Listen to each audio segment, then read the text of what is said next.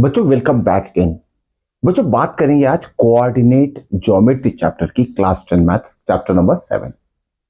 अगर मान लीजिए बोर्ड एग्जाम में या तो प्रीलिम्स में प्री बोर्ड में अगर कोई क्वेश्चन में आपको 4 पॉइंट्स दिए, 4 पॉइंट्स आर गिवन सपोज, और उस चारों पॉइंट्स के कोऑर्डिनेट्स दिए हैं और आपको पता करना है कि ये 4 पॉइंट जो गिवन है इससे कौन से टाइप का क्वाड्रिलेटरल फॉर्म होता है, तो इसके पीछे का कॉन्सेप्ट आपको पता होना चाहिए कि कौन से टाइप का क्वाड्रिलेटरल जो भी गिवन कोऑर्डिनेट्स है, 4 कोऑर्डिनेट्स है, उसका यूज करके हम फॉर्म कर सकते हैं। ओके, तो इसके लिए कॉन्सेप्ट बताने वाला हूं मैं, आपको ध्यान में रखना है। Very important concept. Name the type of the quadrilateral form using the given coordinates. कितने कोऑर्डिनेट्स दिए रहेंगे? 4। चलिए शुरुआत करते हैं। मान लेते हैं वो कोऑर्डिनेट्स क्या है, ए बी सी और डी है। ठीक है, पॉइंट है ये, इसके कोऑर्डिनेट्स भी दिए हैं। अब देखिए बच्चों, सबसे पहले आपको 9th क्लास का थोड़ा कॉन्सेप्ट रिकॉल करना पड़ेगा जिसमें आपने क्वाड्रिलेटरल चैप्टर में पढ़ा है। ठीक है, क्या कॉन्सेप्ट है देखिए। अगर मान लीजिए फर्स्ट की बात करते हैं, अगर फिगर में यहां दिया है पैरेललोग्राम। ओके, पहले प्रॉपर्टी आपको अच्छे से समझना पड़ेगा। ये हो गया पैरेललोग्राम। ओके, कितने टाइप्स के क्वाड्रिलेटरल आपने पढ़े? Trapezium, parallelogram, rhombus, okay, square, rectangle. Okay, तो सारा कुछ पढ़ना नहीं है, इस सिर्फ 4 फिगर मैं बताऊंगा, इसे अच्छी तरीके से ध्यान देके समझ लीजिए। सबसे पहला फिगर मैंने क्या ड्रॉ किया? It is a parallelogram. ठीक है, और पैरेललोग्राम के साथ में एक और फिगर ड्रॉ कर देता हूं, रेक्टेंगल। ये हो गया आपका रेक्टेंगल। ठीक है, this is what, rectangle. Okay, अब देखिए ना, दोनों में कॉमन चीज क्या है? पैरेललोग्राम और रेक्टेंगल में अपोजिट साइड्स क्या रहती है? इक्वल रहती है, साथ में पैरेलल भी रहती है। हमें सिर्फ साइड्स की बात करना है। अपोजिट साइड्स क्या रहती है? इक्वल रहती है, ये इक्वल रहेगी दोनों। इसे हम रिप्रेजेंट कर लेते हैं suppose A B C D से। ठीक है, इसे भी कुछ और नाम देते हैं, पी क्यू आर एस। ठीक है, ABCD is a parallelogram, P Q R S is a rectangle. अब बात करते हैं मेन पॉइंट की। अगर चारों वर्टाइसेस के कोऑर्डिनेट्स अगर दिए हैं तो कैसे पता करेंगे कि गिवन फिगर रेक्टेंगल है या फिर पैरेललोग्राम है? तो आपको करना क्या है, side A B find out कर लीजिए using distance formula, BC find out कर लीजिए using distance formula, C D find कर लीजिए यूजिंग डिस्टेंस फॉर्मूला, और ए डी फाइंड कर लीजिए यूजिंग डिस्टेंस फॉर्मूला। चारों साइड्स की लेंथ आप सबसे पहले फाइंड आउट कर लीजिए।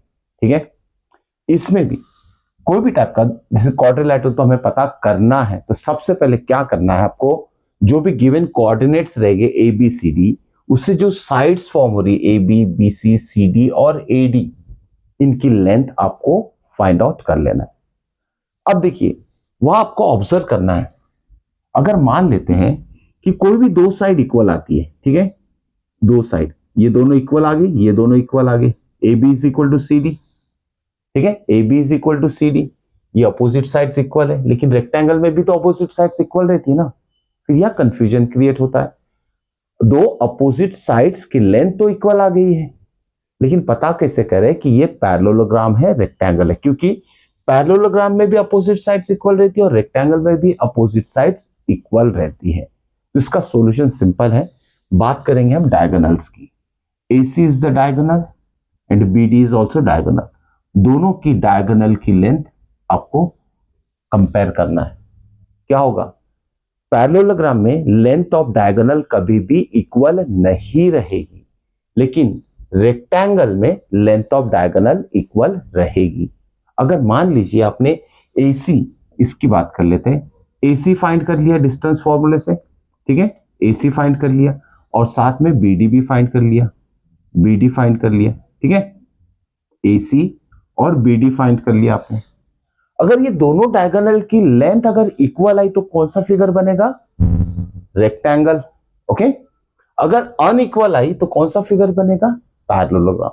तो क्या कॉन्सेप्ट बताया मैंने आपको, जब भी चार वर्टाइसिस जो है या तो कोई भी 4 पॉइंट्स अगर दिए हैं क्वेश्चन में और उसके कोऑर्डिनेट्स दिए, तो आपको सबसे पहले रफ फिगर बनाना है क्वाड्रिलैटरल का, ए बी सी डी से उसे लेबलिंग करना है और चारों साइड्स की लेंथ निकाल लीजिए। उसके बाद दो डायगोनल की लेंथ निकाल लीजिए। उसके बाद कंपेयर क्या करेंगे, अगर दो साइड्स इक्वल आ रही है, ठीक है, तो उसके बाद डायगोनल की लेंथ चेक करना है। अगर डायगोनल की लेंथ इक्वल आती है तो वो रेक्टेंगल हो जाएगा। अगर डायगोनल की लेंथ इक्वल नहीं आती है तो वो हो जाएगा पैरेललोग्राम। ओके, तो ये दो फिगर को आपको अच्छे से ध्यान से समझना है। उसके बाद और दो फिगर कंपेयर करते हैं, ठीक है, दो और फिगर हम कंपेयर करेंगे और वो फिगर है rhombus and square. Rhombus and square. अब देखिए रोम्बस क्या होता है, दिस इज फिगर नंबर 3। अब देखिए रोम्बस का फिगर क्या है, जिसमें चारों साइड्स इक्वल रहती है। ये भी आपने 9th क्लास में पढ़ चुके हैं, ठीक है। ऑल 4 साइड्स आर इक्वल, इसे रिप्रेजेंट करेंगे ए बी सी और डी से। इसकी भी डायगोनल्स ड्रॉ कर लीजिए। ओके, और दूसरा फिगर है हमारे पास स्क्वायर, ठीक है। इसकी भी चारों साइड्स इक्वल रहती है, all 4 sides are equal in case of square, ठीक है। फिलहाल इसको लेबलिंग हम नहीं कर रहे। फिर से क्या करेंगे, चारों साइड्स की सबसे पहले लेंथ निकालना है। Okay, A B distance formula use कीजिए, क्योंकि कोऑर्डिनेट्स तो दिए हो रहेंगे ना, एबीसीडी के कोऑर्डिनेट्स दिए रहेंगे। Using coordinates and distance formula हमें सबसे पहले साइड्स की लेंथ निकाल लेनी है। बाद में हम डिसाइड करेंगे कि वो फिगर जो है रोम्बस है या फिर स्क्वायर है। तो क्या करेंगे, हम सबसे पहले ए बी फाइंड कर लेंगे डिस्टेंस फॉर्मूला से, फिर बी सी, सी डी और ए डी, ठीक है। मान लीजिए आपकी चारों साइड्स इक्वल आई। ओके, चारों साइड्स की लेंथ इक्वल आई। ओके, तो क्या डिसाइड होगा, either it is a rhombus और स्क्वायर, क्योंकि दोनों में चारों साइड्स इक्वल रहती है। अब दोनों में से एग्जैक्ट आंसर क्या है, इसको पता करने के लिए क्या करेंगे, फिर से लेंथ ऑफ डायगोनल निकालोगे आप, AC लेंथ ऑफ डायगोनल निकालोगे डिस्टेंस फॉर्मूला यूज करके, ठीक है। अगर दोनों डायगोनल्स की लेंथ इक्वल नहीं आती है, if AC is not equal to what BD, तो वो फिगर क्या हो जाएगा, ओके, जो गिवन वर्टाइसिस क्या होगी, वर्टाइसिस ऑफ रोम्बस। अगर डायगोनल्स की लेंथ इक्वल आती है, AB is equal to AC is equal to BD, AC is equal to BD, तो क्या हो गया, जो भी गिवन पॉइंट्स जिसके कोऑर्डिनेट्स दिए हैं, okay, are the vertices of square हो जाएगी। कब होगा, जब डायगोनल्स की लेंथ यूजिंग डिस्टेंस फॉर्मूला अगर आप फाइंड करते हैं और दोनों इक्वल आती है तो स्क्वायर कहलाएगा। क्या बनेगा, कौन सा क्वाड्रिलैटरल बनेगा, स्क्वायर। तो ये कॉन्सेप्ट याद में रखिए। इससे रिलेटेड क्वेश्चन हम नेक्स्ट वीडियो में सॉल्व करने वाले हैं कि कैसे हम डिस्टेंसेस फाइंड करके गिवन कोऑर्डिनेट्स जो दिए हैं उससे कौन से टाइप का क्वाड्रिलैटरल फॉर्म होता है चेक करेंगे, आंसर निकालेंगे, ठीक है।